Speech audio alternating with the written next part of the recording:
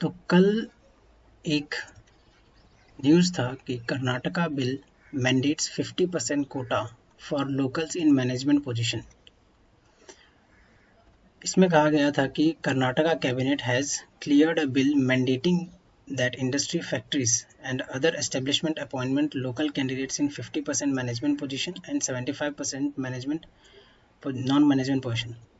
मतलब इसमें था कि कल कर्नाटका कैबिनेट ने एक बिल पास किया है जिसमें 50% of management position and 75% of non management position जो है 50% management position plus and 75% non management position जो है प्राइवेट कंपनीज में, ठीक है, प्राइवेट कंपनीज में लोकल्स के लिए रिजर्व रखने का बिल कैबिनेट ने पास किया था।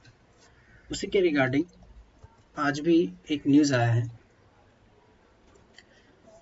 कि Karnataka halts job bill as industry raises approve.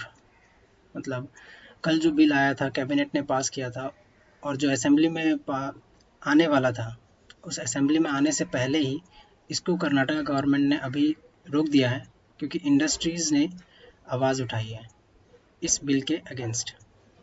सो देखते हैं अभी क्या है। सो इस बिल में इशू क्या था।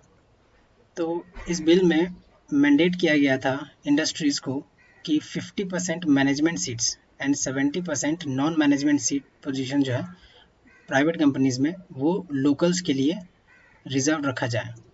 अब लोकल्स कौन था ये भी उस बिल में डिफाइंड है। अब बिल का नाम क्या है एक बार देखते हैं। तो state employment of local candidate in the industries factories and other establishment bill 2024, ठीक है।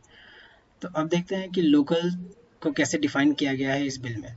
So local candidate is a person who is born in the state of Karnataka and who is domiciled in the state for 15 years। मतलब जो 15 साल से कर्नाटका में रह रहा है वो, एंड उसके पास क्या होना चाहिए, तो who is capable of speaking, reading, मतलब कह सकता है, बोल सकता हो, लिख सकता हो कन्नड़ा, ठीक है, in a legible way and has passed a required test conducted by the nodal agency,